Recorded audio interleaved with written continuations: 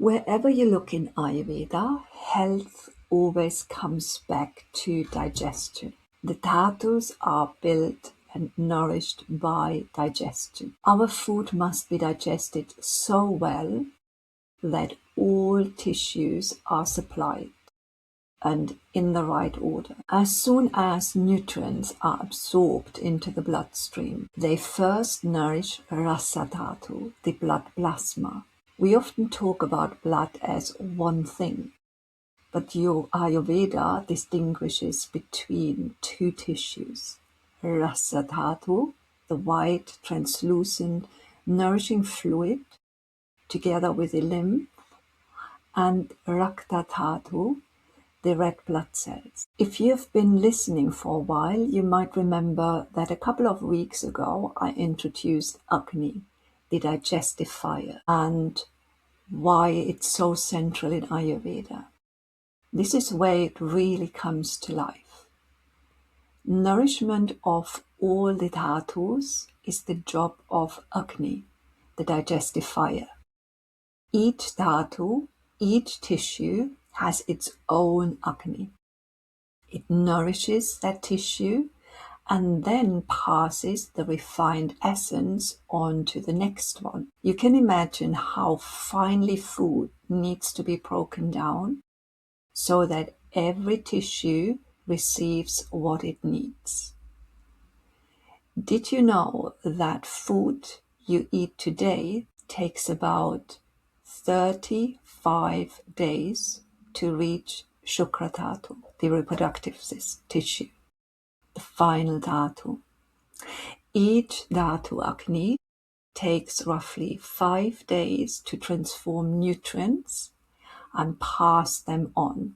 So Rasa Agni nourishes Rasa dhatu, then passes the refined essence to Rakta Agni, which forms Rakta dhatu, and so on, one tissue after the other.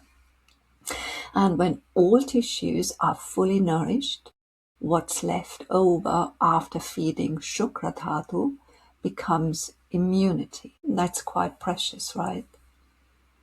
This also shows why weak digestion can leave tissues undernourished and immunity depleted. And it reminds us that the impact of what we eat today, nourishing or damaging, is felt fully about 5 weeks later. That's often a surprising thought. Certain foods nourish all the dhatus, like ghee, for example, milk, almonds, dates, and chyawanprash. Other food supports specific tissues more directly.